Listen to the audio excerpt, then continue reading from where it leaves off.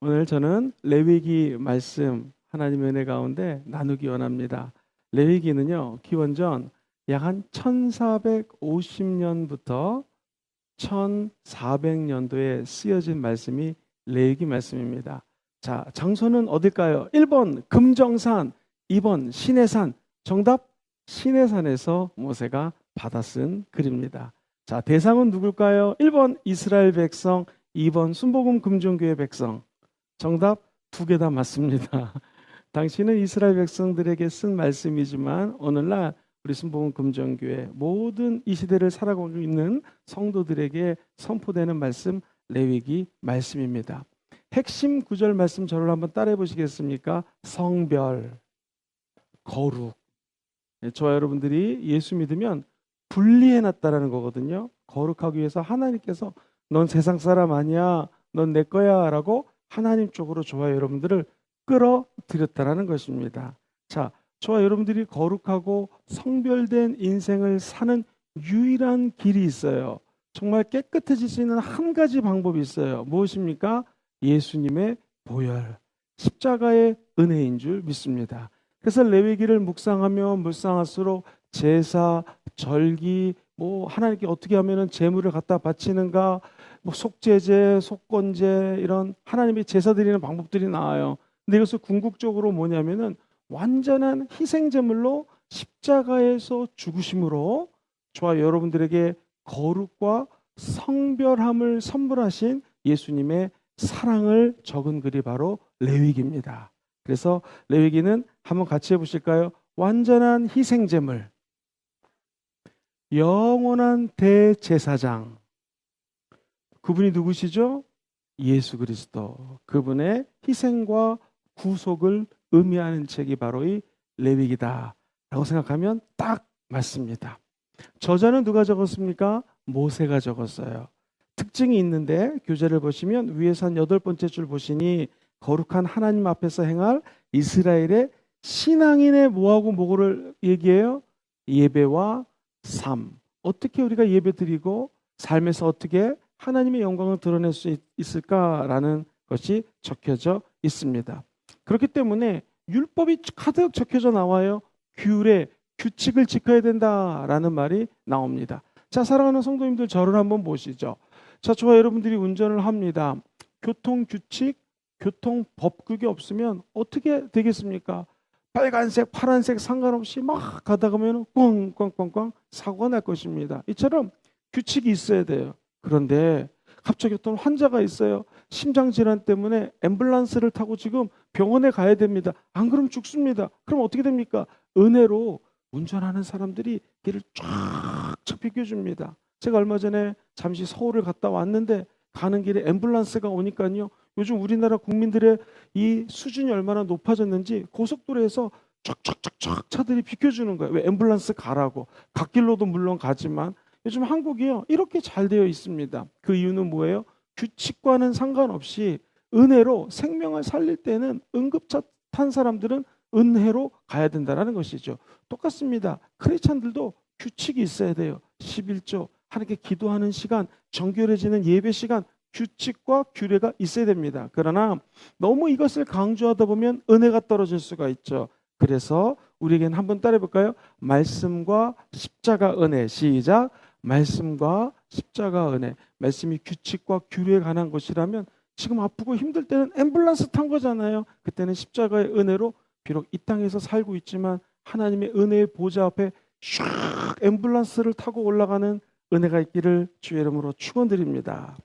자, 먼저 첫 번째로 오늘 레위기에서는요, 하나님께 나아가는 길에 대해서 제시를 합니다. 하나님께 나아가기 원하시는 분들은 아멘 해볼까요? 어느 날 나는 길이요 진리요 생명이니 나로 말미암지 않고는 아버지께로 갈 수가 없다고 요한복음 14장 6절에서 누가 말씀하셨습니까? 예수님. 우리는 예수님이 길인 걸 알아요. 그런데 구약에서는 자, 하나님께 나아갈 수 있는 길을 5가지 제사를 통해서 열어줍니다. 어떤 제사가 있었는지 오늘요 5개 정도는 기억을 하시면 참 좋습니다. 이른바 우리가 흔히 얘기하는 5대 제사에 대해서 이야기를 합니다. 제가 한번 짧게 5가지를 설명드리고 박스로 정리를 해서 말씀을 드릴게요. 먼저 번제입니다. 번제라고 하는 것은 재물 전체를 불로 샥 태우는 것입니다. 이것은 완전한 헌신을 의미합니다. 그리고 이 속죄라는 단어를 쓰죠. 죄가 속해져요. 뭘 통해서? 번제를 통하여. 자, 그러면은 어떻게 드릴 수 있겠습니까? 한번 따라해 보실까요? 양, 소, 염소, 비둘기, 이 네 가지를 흠도 없고 죄도 없는 것을 가지고 옵니다. 사랑하는 성도님들, 이게 굉장히 중요한 얘기인데요. 우리는 늘 목사님들이 설교할 때에 재물을 가지고 왔습니다. 소가 여기 있어요. 그러면은 제사장, 목사님이 안수를 해가지고 우리의 죄를 다 트랜스퍼 시킨다고 많이 설교들을 하세요. 그런데 이 레위기에서 나오는 신학적인 개념은 좀 틀려요. 뭐냐면 제가 만약 제사장이에요. 여기 앞에 계신 우리 성도님들이 성도님이에요. 자, 그러면은 어떻게 했는가? 그 재물을 갖고 드리는 것은 제사장이에요, 성도예요? 성도님, 일반 성도님들이 재물을 가지고 옵니다. 자, 안수하는 것은 우리는 흔히 목사님이 안수한다고 하는데 실제로는요, 갖고 온 사람이 내 모든 죄를 이 동물에다가 안수를 합니다. 내 죄가 다 트랜스퍼, 다 넘어갔다고 믿고 안수를 해요. 그 다음에 자, 이 동물을 죽이는 것 성도님들일까요? 예배드리는 사람들일까요? 아니면 주의 종, 제사장일까요? 정답, 죽이는 것은요, 여러분들이에요. 재물을 갖고 온 사람이 예를 들면 소 같은 경우에는 이 미간을 찔러 갖고 죽이는데 잘 안 죽어요. 여러 번 찌르면 피가 터진단 말이에요.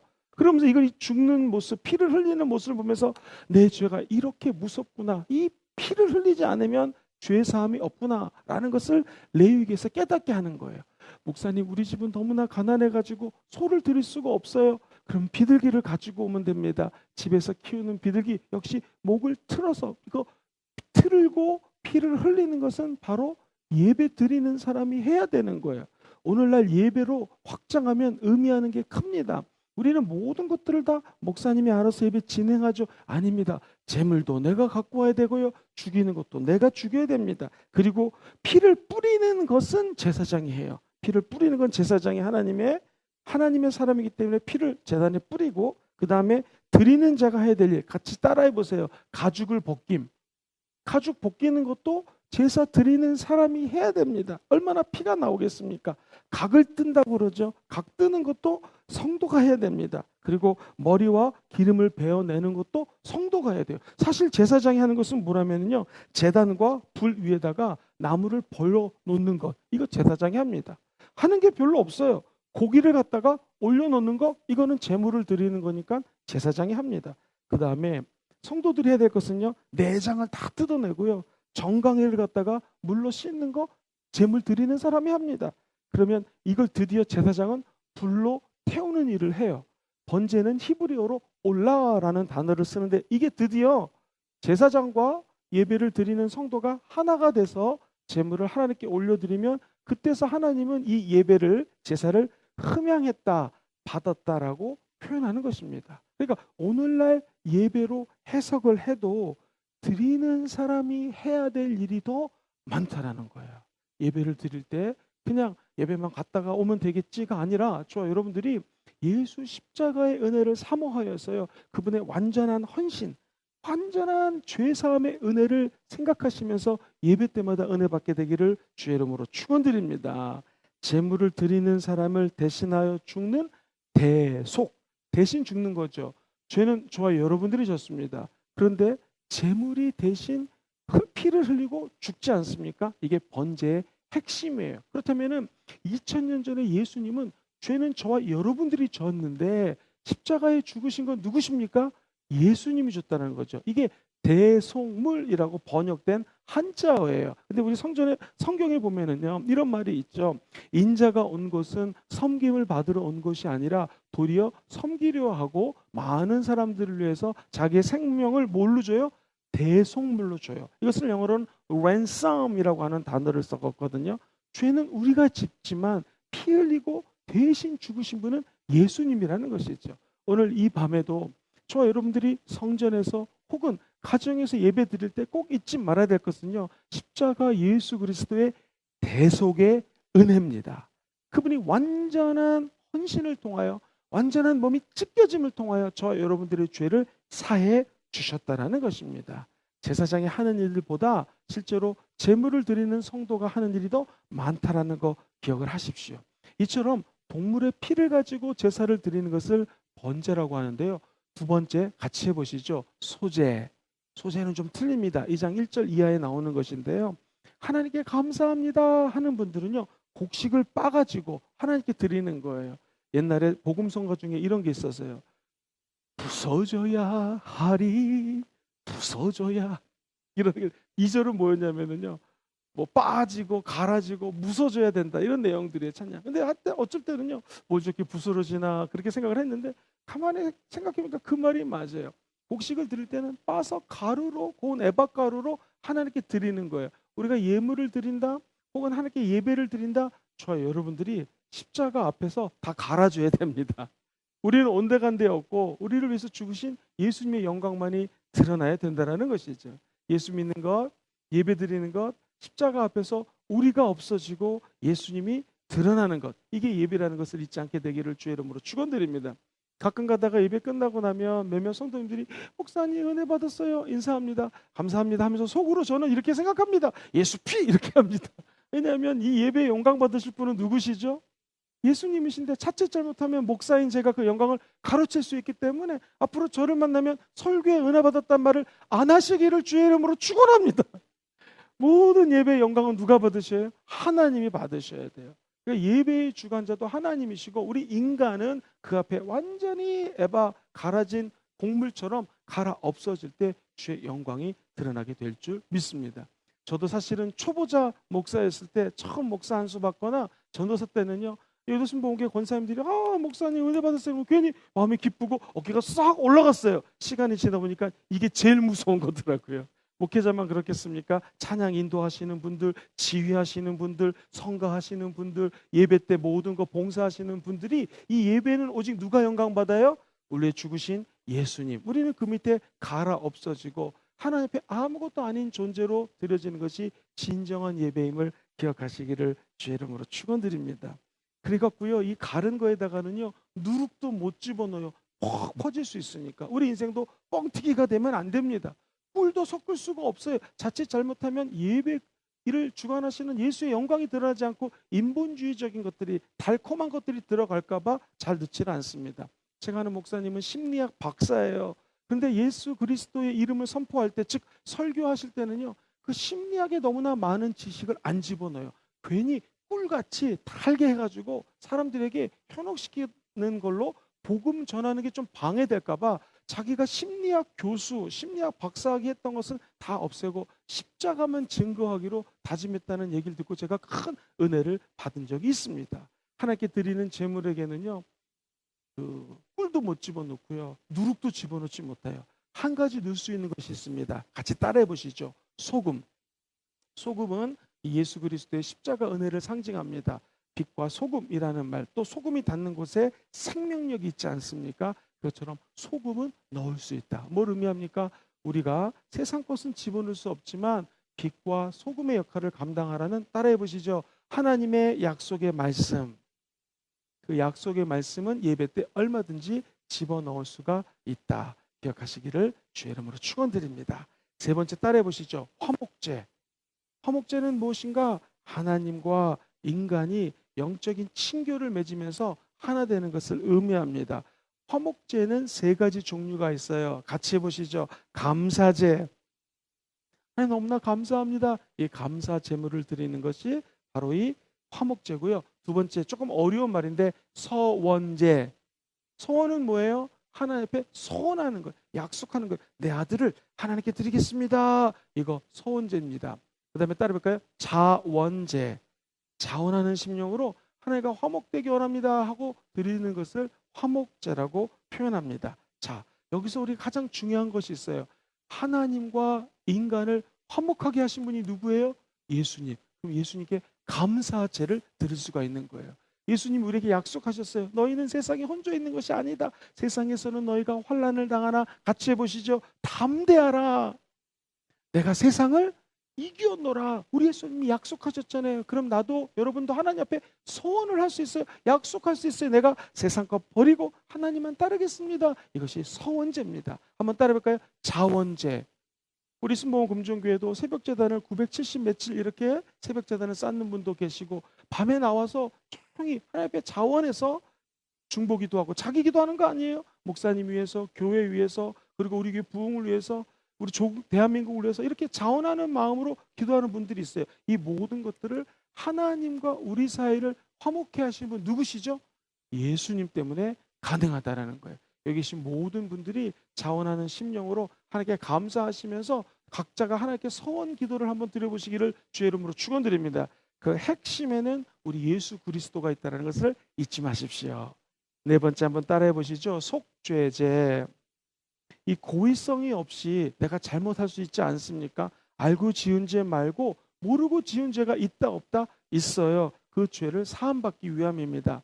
야고보서를 우리가 수요 예배 때마다 공부하고 있는데 핵심 포인트가 무엇인가? 말하기는 더디하고 듣기는 속히 하라. 이게 지혜라는 거예요. 근데 우리 인간은요, 듣는 것보다 말하는 게 재밌어요. 내가 따다다다다다 얘기를 하고 집에 가서 잘라 그러면 아이고 실수했구나 라고 할 때가 많이 있습니다. 그렇죠? 내가 모르고 이야기했는데 상대방에게 누를 끼치거나 실수할 수가 있어요. 이럴 때 드리는 죄가 뭐예요? 이런 제사가 뭐예요? 이럴 때 속죄제라는 것을 드립니다. 부지불식간에 모르고 지은 죄를 하나님 앞에 속죄제 드린다. 자, 이것도 예수님이 저와 여러분들 위해서 이 땅에 오시고 십자가의 죽음으로 우리들의 모든 죄가 사하여 주셨습니다. 할렐루야. 그럼 우리 예수님의 보혈의 능력은 알고 지은 죄, 모르고 지은 죄, 이 세상에 어떤 죄가 있다 할지라도 예수님은 그 죄를 용서해 주시는 은혜의 하나님의 아들이십니다.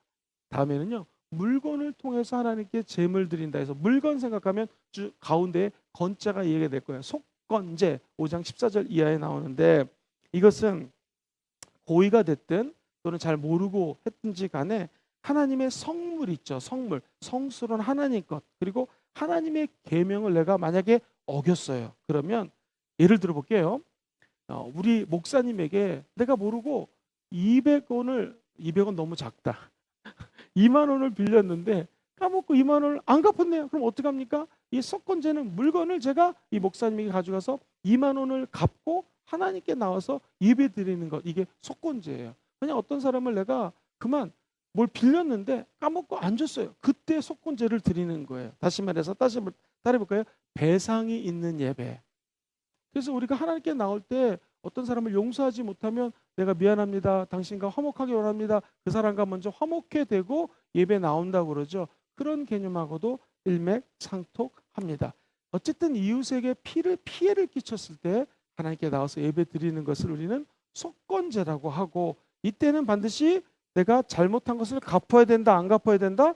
꼭 갚아야 돼요. 그리고 여태까지는 양이나 염소나 이런 걸로 예물을 드릴 수가 있었는데 요번에는요, 한번 따라해볼까요? 오직 순양, 수컷 양만 제물로 드릴 수가 있었습니다. 목사님, 이거 좀 간단하게 좀 정리해 주세요. 자, 박수로 한번 정리해 보겠습니다. 먼저 번제입니다. 같이 읽어보죠. 시작. 완전한 헌신과 속죄의 제사, 예수 피를 상징하고요. 그리스도는 완전한 희생과 헌신을 해줬다라는 거예요. 소제 시작. 충성과 감사의 제사, 내가 부서져서 드리는 거죠. 무죄성, 죄가 없어지고 갈아 없어지고 하나님께 충성하는 것, 소제의 개념입니다. 화목제 시작. 하나님과 화목, 이웃과 화평, 그리고 하나님과 교제, 이웃과 교제하는 것을 의미해요. 자, 하나님의 중보자가 누구시라고요? 예수님. 그분을 기리며 예배드리는 것 화목제라고 표현할 수 있어요. 속죄제, 하나님과의 막힌 장벽, 죄, 특별히 모르고 지은 죄가 있어요. 속죄함 받아야죠. 이때 드리는 제 속죄제, 속죄 사역 어린 양 예수 그리스도를 떠올리시면 됩니다. 속건제는 뭡니까? 죄 용서하고 회복, 배상하는 것을 속건제라고 그래요. 자, 이 속건제를 완벽하게 이루신 분이 누구시다? 예수 십자가. 예수 십자가가 저주를 받아 나무에 걸린 자마다, 매달린 자마다 저주를 감당한다고 그랬거든요. 십자가를 통해서 저 여러분들이 속건제를 완전히 이루게 하셨다라는 것입니다. 자, 이렇게 5가지 제사에 대해서 자세히 설명하는 것이 레위기예요. 자, 왜 설명했을까요? 한번 따라해볼까요? 제사장을 위해서. 이 5대 제사를 주관하는 것이 제사장이기 때문에 자세히 설명하기 위해서 이 5가지 속죄제를 비롯한 제사 방법을 얘기한 다음에 드디어 제사장 위임식에 대해서 언급을 합니다. 제사장 위임식은요, 무려 7일 동안이나 진행을 합니다. 자, 9장 24절 한 절만 같이 한번 읽어보겠습니다. 시작. 불이 야훼와 앞에서 나와 제단 위에 번제물과 기름을 사른지라 온 백성이 이를 보고 소리 지르며 엎드렸더라. 자, 이게 누구 때 얘기했냐면은 아론과 그의 아들들이 7일 동안 제사장으로서 기름 부으심을 받습니다. 그리고 번제하고 화목제물을 하나님께 짠 드렸어요. 그러자 하나님의 임재가 나타납니다. 제단 위에 제물 번제물로 드렸던 것과 기름을 하나님께서 사르십니다. 뭘 의미합니까? 아론이 제사장으로 기름 부음 받았다는 것을 의미합니다. 어느 날 목사 안수라든가 임직 예배가 이런 것과 연결이 되어 있습니다. 그런데 안타까운 일도 벌어집니다. 아론의 아들이 있었는데 나답과 아비후가 제단 불을 올바른 불을 사용해야 되는데 엉뚱한 불을 사용해 가지고 죽는 장면이 나와요. 바로 10장 1절과 2절 그 다음 장에 나와요. 같이 읽어보시죠. 아론의 아들 나답과 아비후가 각기 향로를 가져다가 야훼께서 명령하시 아니하신 다른 불을 담아 야훼 앞에 분향하였더니 불이 야훼 앞에서 나와 그들을 삼킴에 그들이 야훼 앞에서 도대체 왜 이런 일이 벌어졌을까? 학자들은요, 바로 이 10장 9절에 보면은요, 이 제사장들은 하나님 믿는 사람들은 술을 먹으면 안 된다라는 말이 나와요. 10장 9절 같이 한번 읽어봐요. 시작. 너와 내 자손들이 회막에 들어갈 때는 포도주나 독주를 마시지 말라. 그리하여 너희 죽음을 면하라. 이는 너희 대대로 지킬 영원한 규례라. 오늘날도 술을 먹고 대부분이 다 범죄를 합니다. 하나님의 전에 나올 때 술을 먹지도 말고 독주를 입에도 대지 말라고 성경은 이야기합니다. 왜 그럴까요? 자칫 잘못하면 이 아론의 아들들처럼 엉뚱한 방법으로 예배를 드렸다.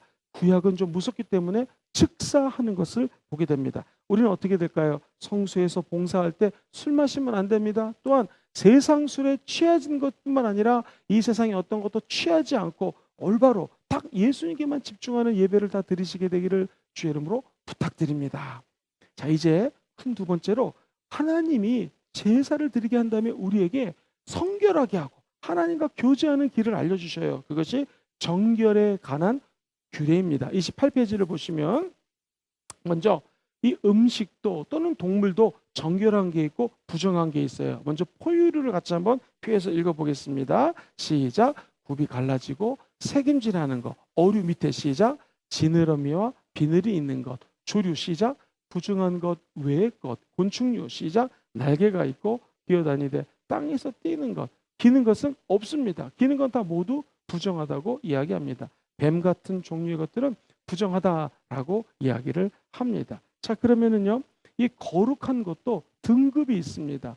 지성소의 언약궤, 인간 제사장이 들어가죠. 제물은 소와 양 등을 드리는데 제물은 비둘기, 집비둘기들을 봅니다. 자, 앞으로 한번 보시겠습니까?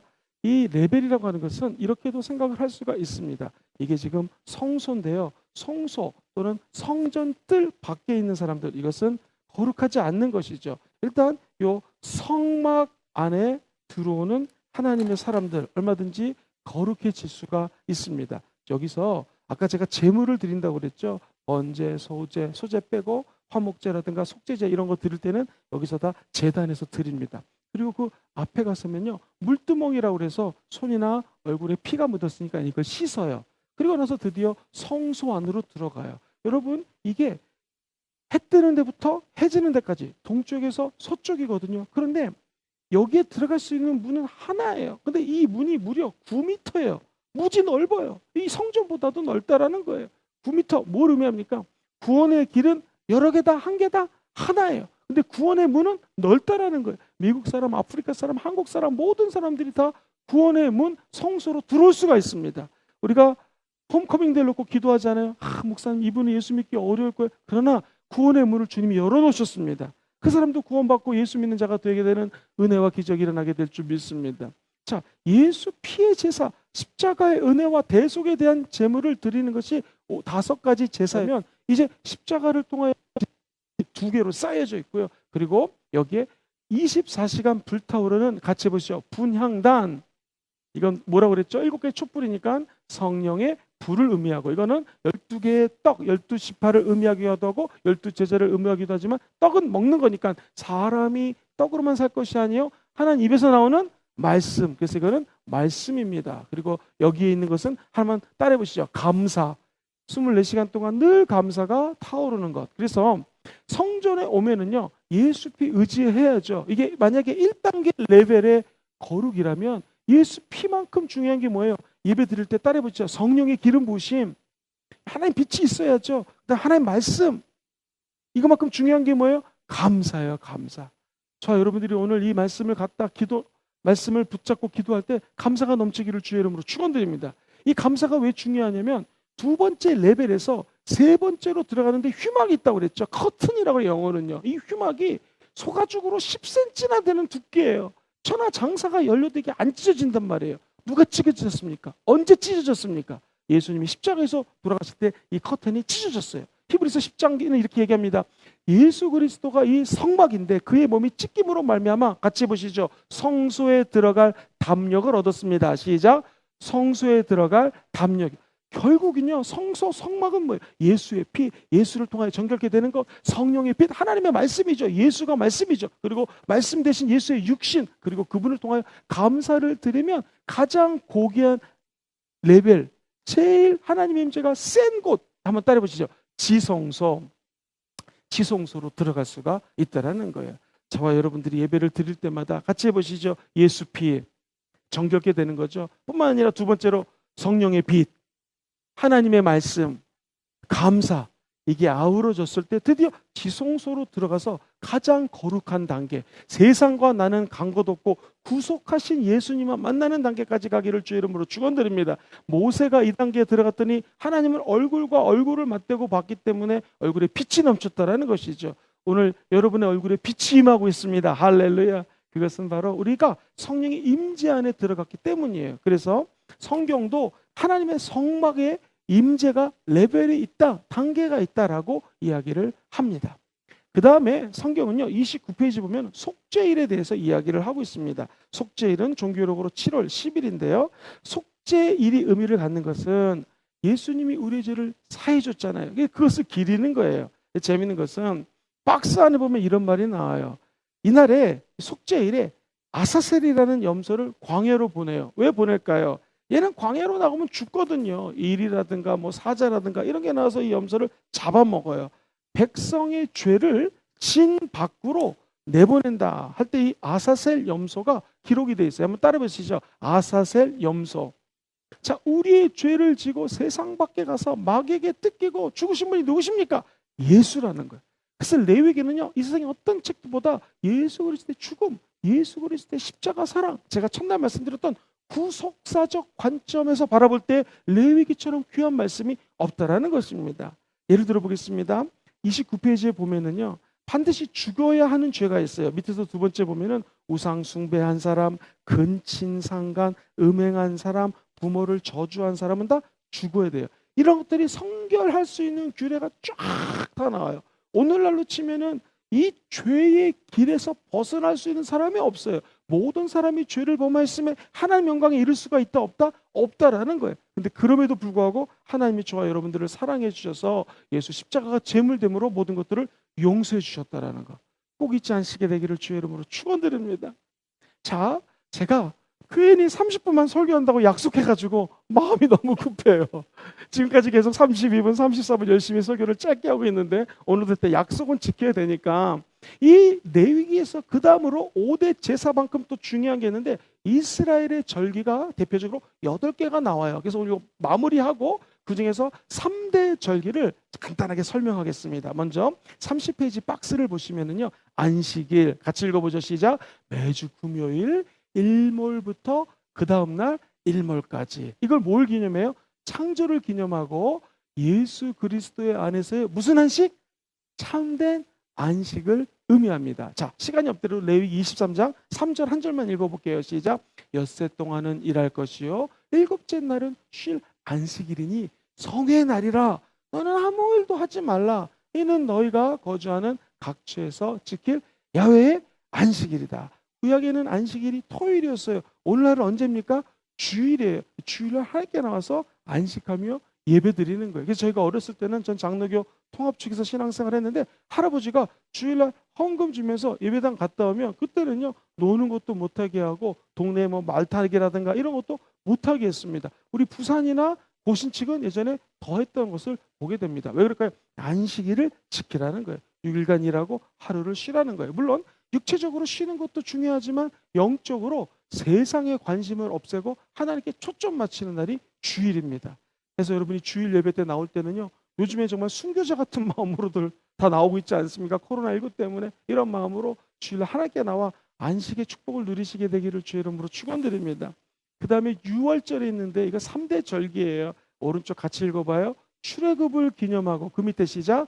어린 양은 예수 그리스도를 상징한다. 너무나 많이 들었죠. 어린 양의 피를 좌우 문설주와 임방에 바르니 죽음의 사자가 넘어갔다. 그래서 넘어가는 걸 영어로 pass over, 위로 넘어갔다라는 거예요. 한국말로 그냥 6월했다. 6월절이라고 표현을 합니다. 예수 그리스도의 보혈을 의지하여 우리가 죄 때문에 죽지 않고 말 그대로 넘어가는 은혜가 있기를 주의 이름으로 축원드립니다. 그 은혜를 체험했다면 이제 다른 사람들도 웬만큼 잘못했으면 따라해보세요. 넘어가 주는 거예요. 한번 따라해보세요. 통과시켜주는 거예요. 왜? 우리가 그 은혜를 받았기 때문인 줄 믿습니다.